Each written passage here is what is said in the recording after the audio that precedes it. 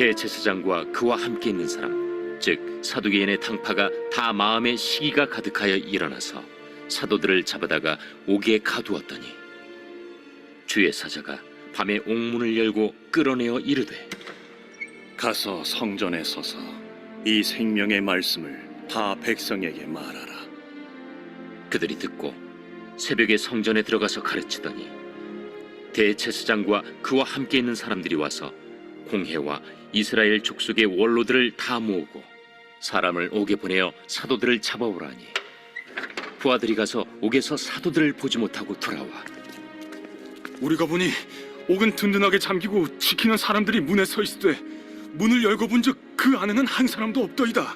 성전 맡은 자와 제사장들이 이 말을 듣고 의혹하여 이 일이 어찌 될까 하더니 사람이 와서 알리되, 보소서, 옥에 가두었던 사람들이 성전에 서서 백성을 가르치더이다.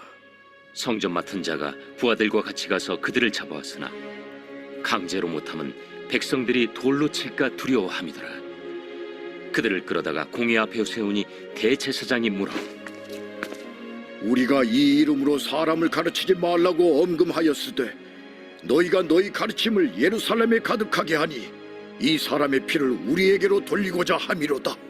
베드로와 사도들이 대답하여, 사람보다 하나님께 순종하는 것이 마땅하니라. 너희가 나무에 달아 죽인 예수를 우리 조상의 하나님이 살리시고 이스라엘에게 회개함과 죄사함을 주시려고 그를 오른손으로 높이사 임금과 구주로 삼으셨느니라. 우리는 이 일의 증인이요 하나님이 자기에게 순종하는 사람들에게 주신 성령도 그러하니라.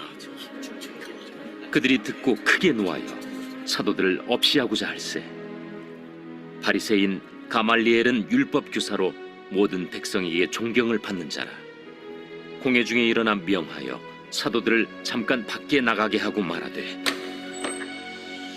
이스라엘 사람들아, 너희가 이 사람들에게 대하여 어떻게 하려는지 조심하라.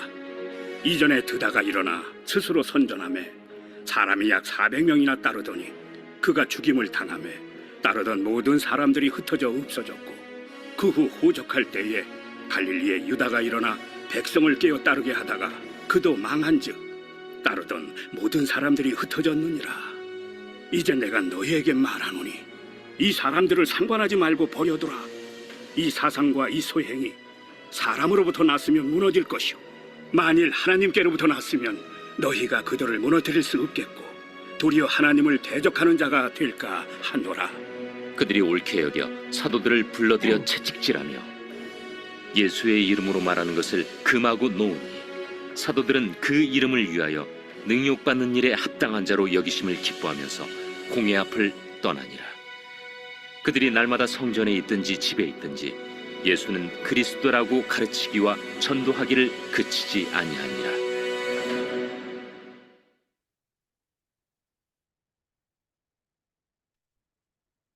오늘 본문의 말씀은 하나님의 말씀에 순종하는 자와 불순종하는 자들이 나오고 있습니다.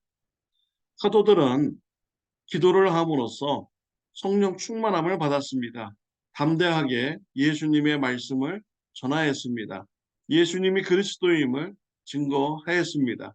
성전에서도 예수님이 그리스도이다라는 것을 열심히 전하였습니다. 많은 사람들이 예수님을 영접하였습니다. 이 모습을 본 종교 지도자들이 시기하게 됩니다. 왜 종교 지도자들이 시기하게 되었을까요? 종교 지도자들은요, 권력 기반이 약합니다. 그들은 합법적으로 된 자들이 아니었습니다. 불법으로 된 자들이었습니다. 대제사장은 아론의 후손들만이 될 수가 있습니다. 그러나 예수님 시대 때 대제사장은 로마 황제의 권력을 힘입어서 대제사장이 될 수 없는 사람들이 대제사장이 된 것입니다. 그러니 그들의 관심은요, 민심이었습니다. 민심을 잃어버리면 자신들의 그런 종교 지도자들의 그런 자리를 유지할 수 없다라고 생각을 한 것입니다. 사도들이 예수님을 전하여 민심이 예수님을 그리스도라 하는 이러한 믿음으로 뺏기게 되자 시기하고 질투하게 된 것입니다. 또한 종교 지도자들의 또 마음에 보면요, 28절에 나오고 있습니다. 너희 가르침을 예루살렘에 가득하게 하니 이 사람의 피를 우리에게로 돌리고자 함이로다라고 했습니다.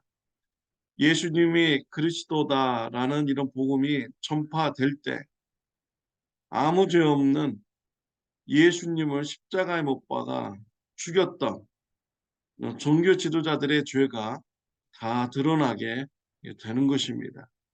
자신들의 죄가 드러나기 때문에 위협을 느끼게 되었습니다. 그래서 예수님 복음 전하는 것을 그들이 매우 싫어하게 된 것입니다. 종교 지도자들은 사람을 시켜서 사도들을 붙잡아서 감옥에 가두었습니다. 다음날 재판에 불러서 재판하기로 하였습니다. 그날 밤중에 주의 사자가 오셔서 옥문을 열어주었습니다. 왜 열어주었습니까? 20절 말씀에 보면은 가서 성전에 서서 이 생명의 말씀을 다 백성에게 말하라 하매, 성전에서 예수님은 그리스도이다라는 증언을 하라고 옥문을 열어준 것입니다. 우리는 삶을 살면서 하나님으로부터 기도 응답을 많이 받습니다. 또 하나님부터 오는 이런 기적을 우리가 체험하기도 합니다. 왜 기도 응답해 주셨습니까? 왜 이런 기적을 우리에게 베풀어 주실까요? 왜 우리의 삶을 평안하게 인도하여 주실까요?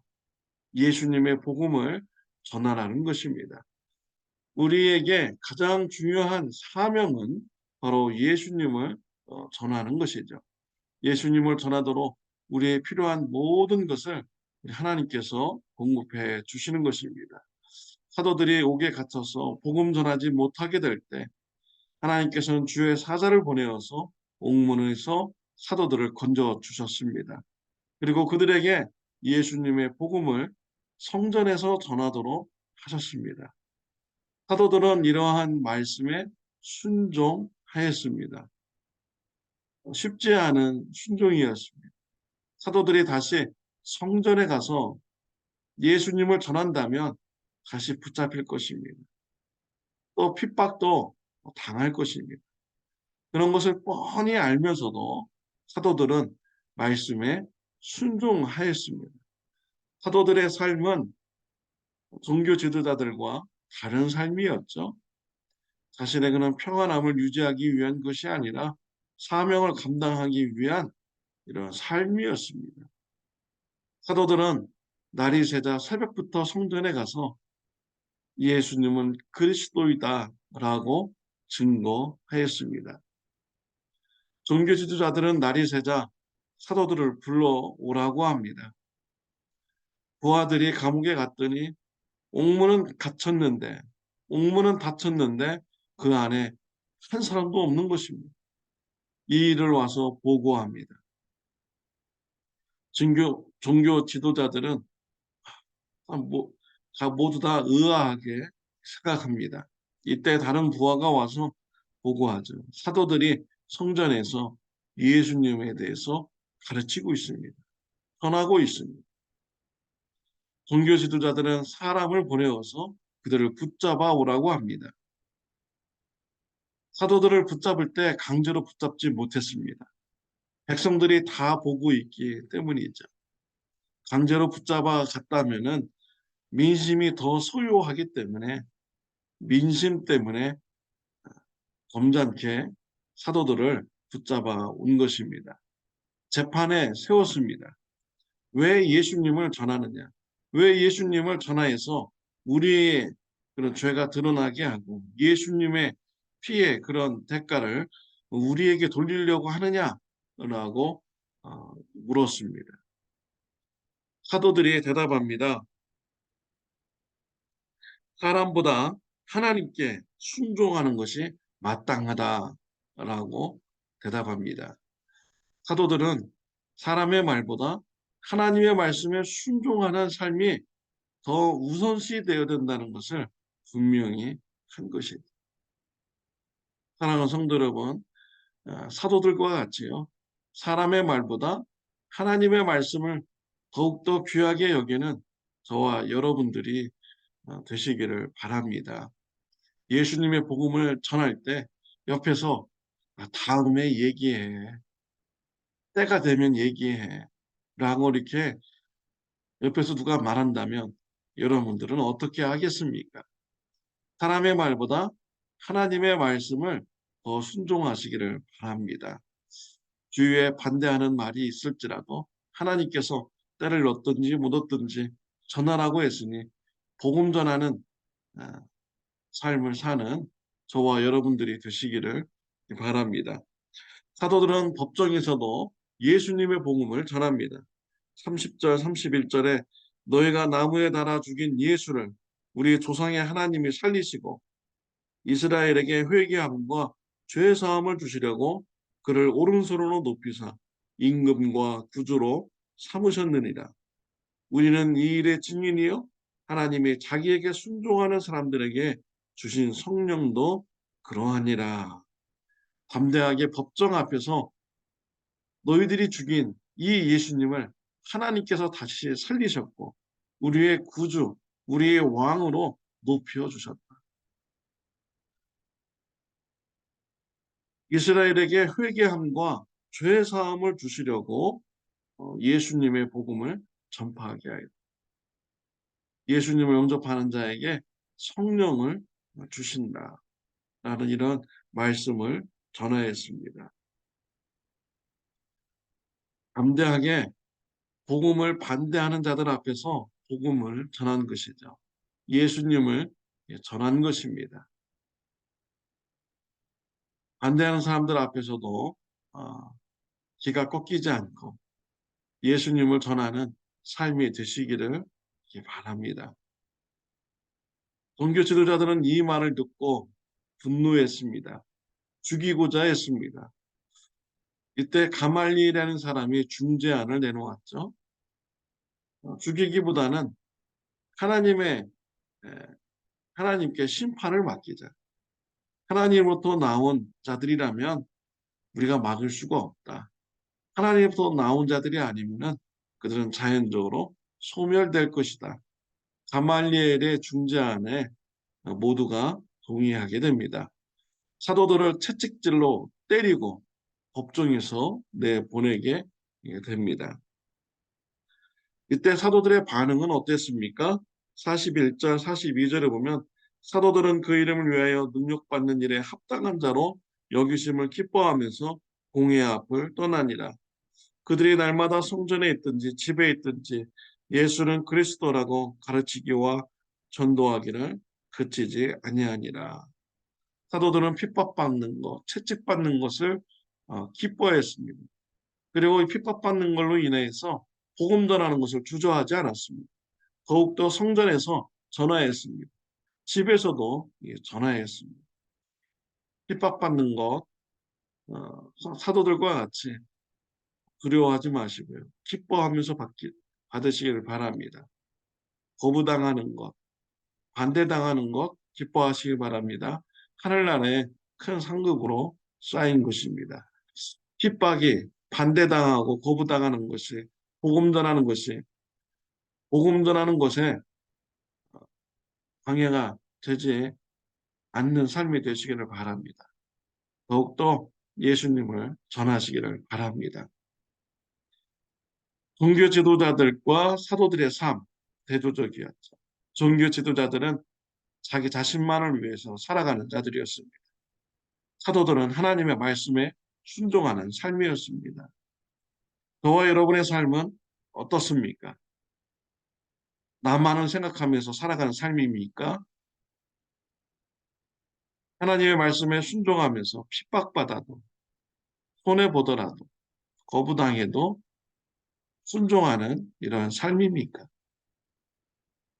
어떠한 삶을 살고 계십니까?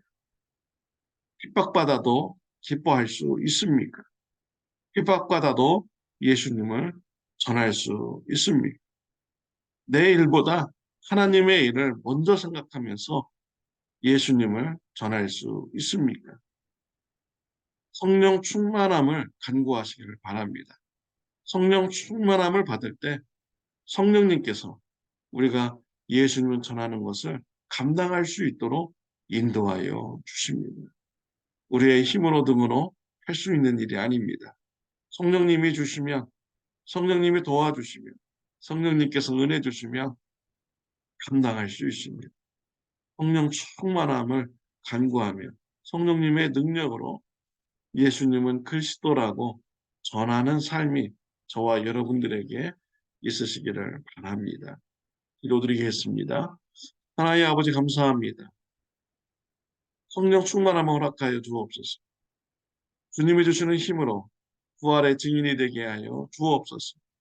예수님의 이름으로 기도드렸습니다. 아멘.